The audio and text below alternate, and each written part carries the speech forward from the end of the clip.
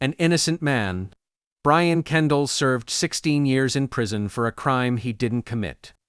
On February 24, 1988, at approximately 7 p.m., Rafael Reyes, a game room employee, was shot and killed inside a game room located at 2105 Cortelli Road in Flatbush, Brooklyn.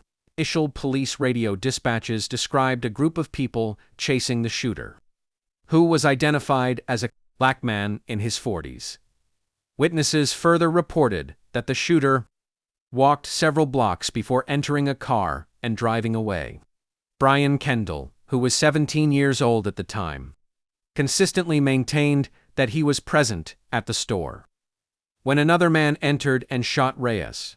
He claimed that he and his friends then pursued the shooter, and he even flagged down a police car to report the crime. Despite the fact that other witnesses corroborated Kendall's account, he was arrested after 2 individuals identified him as the shooter. One witness asserted that Kendall had been ejected from the store, returned, and then shot the employee, while a 13-year-old playing a video game also identified Kendall. In July 1989, facing a potential life sentence for murder, Brian Kendall accepted a plea bargain, pleading guilty to manslaughter in the first degree. He was promised a sentence of 8 1/3 to 25 years in prison. Kendall later recanted his guilty plea, explaining that he falsely admitted to the crime because his lawyer suggested it would be the quickest path to freedom, and his parents were struggling with the expense of a private attorney. Pence's defense lawyer from that period acknowledged that he wasn't fully aware of all the evidence and had recommended the plea. Despite Kendall's persistent declarations of innocence, Kendall was paroled in 2004. Having served nearly 16 years, on his release, he was deported to his home country of Guyana, as he was not a U.S. citizen.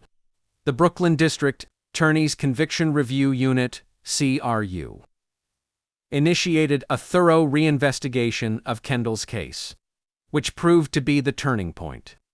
The CRU's investigation uncovered crucial evidence that substantiated Kendall's long-standing account of the events. Police reports and audio recordings corroborated his claim that another man was indeed the shooter. This was further supported by statements made shortly after the incident by his 5 friends, his brother, and a friend of the deceased. Contemporaneous police dispatches also aligned with Kendall's version of events. The investigation revealed that critical evidence, including information regarding the reliability of the prosecution's witnesses, one of whom had drug problems and was promised leniency, and another, who may have become unavailable, was not disclosed to the defense at the time of the original proceedings. The CRU concluded that Brian Kendall's version of events is highly likely to be accurate, and that he is probably innocent.